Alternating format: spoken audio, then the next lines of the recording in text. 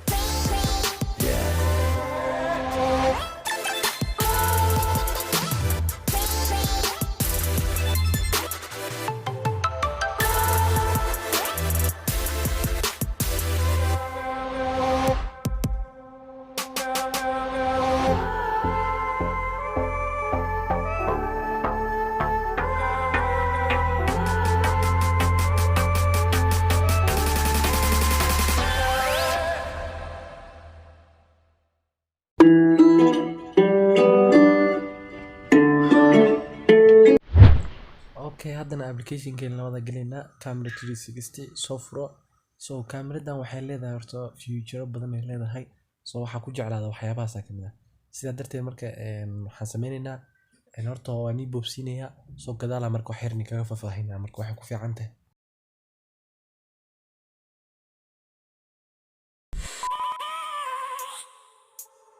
I have a dream, that's all I need. I'll make it happen with some work and belief. Know what I want, so I'll take it on. I've made mistakes, but mistakes make you strong.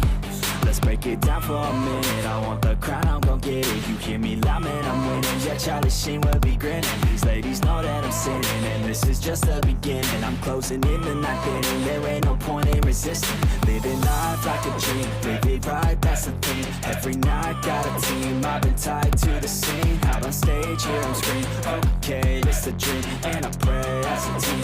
One day it'll be me. If I want it, then I get it. Head down, don't regret.